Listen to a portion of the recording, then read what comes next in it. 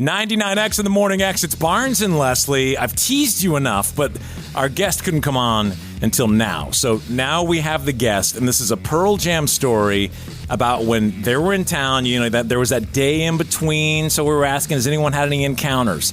So this encounter starts with, it's just so crazy to me. So I had a dentist appointment on the 29th, okay? Right, So that was the day of the show. And I'm like, okay, of course, I can go to the dentist. So I go into the dentist. And one of my prerequisites for the dentist is I want to see my dentist. I don't like when the dentist isn't there and you get the QB2 off the bench and then it's a totally different, you know what I mean? Like, I want my dentist.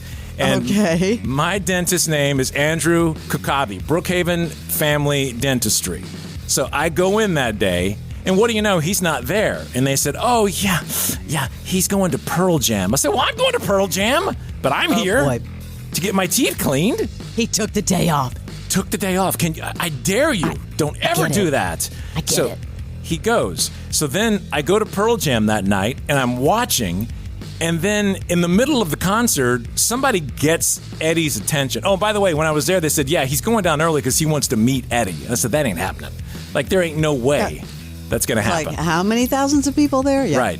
So I go to the concert, and we see, and if you remember, you're there on the 29th, Eddie kind of stopped down, and he went over and talked to what he says, this young man, and this young man gave him something, and then Eddie gave him the bottle of wine he was drinking. Really? So let me play that 20-second moment. This is the moment, if you're at that show, you remember this. That was a nice trade. Thank you, young man. He gave me a jersey, I gave him a bottle of wine. That's a good bottle of wine. That's an even better jersey. Thanks, kid. Young man.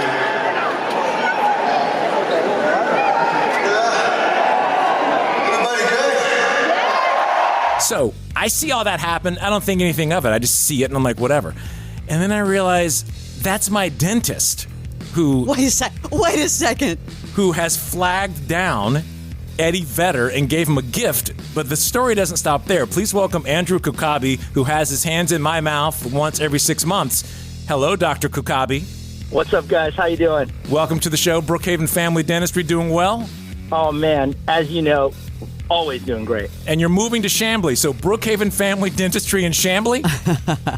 We're going to figure it out. This is what everyone asks me every time they see me, and I delay my response as much as I can so I give them a clear answer. So where do we even start with this story?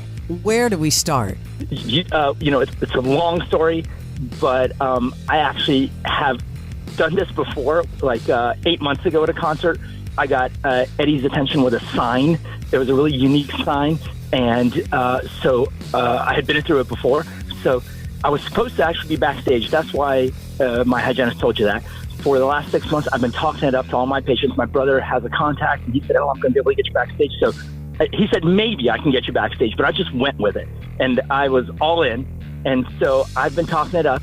And sure enough, the day of the concert arrives, and there is no backstage passes. I go to Will Call, and it's just a ticket. Hey, Doc, not to break your heart, but even if you had backstage, I doubt you would have seen Eddie. I'm just saying, the way they roll, you could have gone back with the opening band or with whatever, but they'll stick you in a room and you never see them. So don't feel bad. I don't think you're.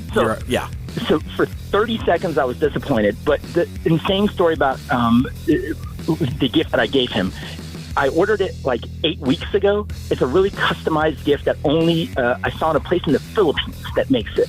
And it was supposed to arrive in 3 weeks, and I had given up on it arriving.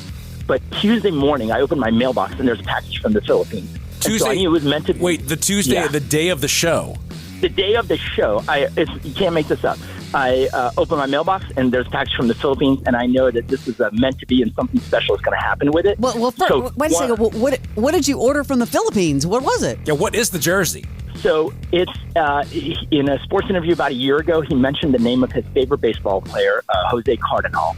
And he knows him. He's friends with him. So I know, it would be stupid to get him a signed baseball or a hat or jersey, a regular Cubs jersey of Jose Cardinal. So I did some research, and I learned Jose Cardinal's first minor league team in 1961 was a random team called the El Paso Sun Kings, and there's only one place in the world that makes this jersey. And it was very sketchy, and I didn't think it would arrive, but I got it, and it arrived, and it wasn't even that great at looking of a jersey. I think it's just the thought that counts more. But it arrived last minute Tuesday morning. Wow. Okay, so let's fast forward. So you're in the audience, you somehow get near the stage, and how do you flag Eddie down? So one thing, I'd done this 8 months before, and so during Porch, I know he's going to go, first he goes to one extreme end of the stage, and I know that his usual routine is next he's going to go to the other extreme end of the stage. So once he started walking to the right side of the stage, I knew he was going to go to the left side. I made a beeline for the left side of the stage. Okay, and then how do you get his attention? Luckily, the house lights cut on after Porch was finished, and all the band members walked off. And at that point, Eddie's trying to walk off the stage, and I realized, okay, this is not going to work. But he goes back to get a bottle of wine, and as a result of that, he turns around, and I'm lifting up and it's a really unique jersey with the name, and it's always going to catch his eye. So I lifted it up, and sure enough, he saw it, and he kind of stared at it, and then he smiled, and then he pointed over to me, and I walked over closer. I tossed it on stage, and he grabbed it. And I had actually, once I realized I'm not going to get to meet them, I had written a note and attached it to the jersey, explaining what the jersey was, and also explaining that 8 months before my interaction with him, and I thanked him for playing that song 8 months ago. And so he read that, and he laughed, and then he came over and handed me the bottle of wine. So then that moment that we saw, what did you do with the wine? Oh, I'm freaking out. My wife, all my friends, they're all freaking out. I run back.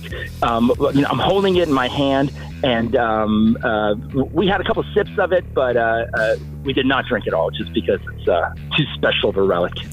Actor Michael Rosenbaum, he knows some of the most talented people in the business. Let's get inside of Jack Osbourne. Bands would say Black Sabbath was a huge influence. And thank God you liked it, boy. Yeah. Elijah Wood. Peter gets on the phone. Elijah, would you like to play the role of Frodo? Did you cry? Probably screamed at the top of my lungs. You play iconic characters, Black Canary and Black Siren. Who would you choose? Probably Black Siren. She's like, I got this. And that's how Katie Cassidy feels. She's got this. I like that. The Inside of You podcast. Follow and listen on your favorite platform. But wait a second. You had a couple of sips, you and your wife and whomever. What did it taste like? It's actually pretty good. I'm not much of a wine drinker, but best I can tell with my very unrefined palate, it's, I think, pretty good red wine. You got a little Eddie Vedder backwash.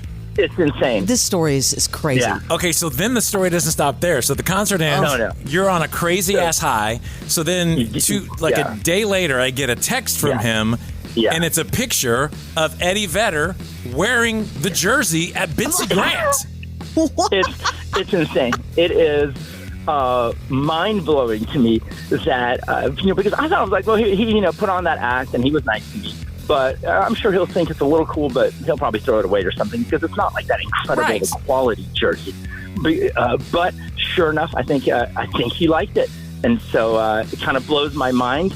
It would blow the mind of my 14-year-old self knowing that Eddie was wearing a piece of clothing that was in my house 24 hours. So how did you get the picture of Eddie with the jersey? Oh man! Once again, just like crazy stuff. My friend sent me that picture, and he has a friend who has a friend who coincidentally ran into Eddie, and my wife the same thing. Someone else. It was both my wife and I received different pictures from different people of the same image, and it turns out I coincidentally know that person. So it was once again, stars were lining up. It's like 6 degrees of separation. It's how many he was just walking at Bitsy Grant, and your friend's friend saw him and said, "Oh, yeah." Did she know you had given him that jersey? She did not know that. What? So, because she texted it to her friend, and that's the person, and that went to another friend, and that's the person who knew who, and that's how it ended up to me. Wow. Kudos to you. I mean, you're like an investigative reporter. You're not only an Uber fan, you're an Uber fan. This is the second time you've done this. Are you going to go for a trifecta?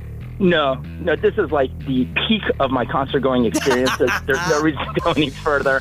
I've seen them 30 times, and I'm still going to see them, but but life mission accomplished. And yeah. So you're an OG 99Xer, right? I mean, back dude, early.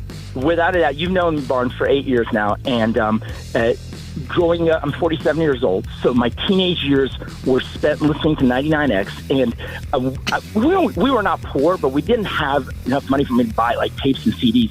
So the way I would listen to music is I would always record songs off the radio. You know, you press the record and play button down at the same time, and the way I learned all of Pearl Jam's deep tracks was because I recorded the Fox Theater show in '94, and I just listened to that over and over again, and that's how my love with the band started. And I know this sounds crazy, but those listeners of yours who are hardcore fans of a band that does different set lists every night, be it Fish or Dave Matthews or something like that, those people can certainly relate to this story, perhaps more than the people that think it's a little weird that I have this crazy obsession. I think it's weird that so many things happened in your favor. It's like the world knew that you're going to get your get on that day.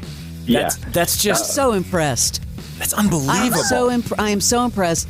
And you kind of remind me a little of Jimmy Barron and Springsteen, but I'm very impressed by what you did. Yeah, Springsteen ain't paying attention to Jimmy Barron. He's not going to. That's right. No. Hello. So, look, I say this to people all the time. You know, I'm all about technology. I'm all about efficiency. Let me tell you right now, the best dentist in Atlanta is on this phone right now, Brookhaven Family Dentistry. He will talk about Pearl Jam all day. Absolutely. Wait. So you're kind to say that. Thank you. Is PJ on the sound system? It's so funny you say this because all my fans that are music patients always say, "How come you don't play better music?" But no, we have to keep it like safe for all the older people. So no, we play music. All right. Yeah. Well, look him up. Brookhaven Family Dentistry, soon to be Brookhaven Family Dentistry in Chamblee. He's going to work that out. Something like that. Brooke Hambly. Anyway, thank you for telling your story. I think it's unbelievable, and congratulations for getting that far and getting that little Eddie Vedder backwash. Oh, man. Thank you, guys. You got it. We'll see you soon, Andrew. Not for 6 months, though. And damn it, you better be there when I come in the next time.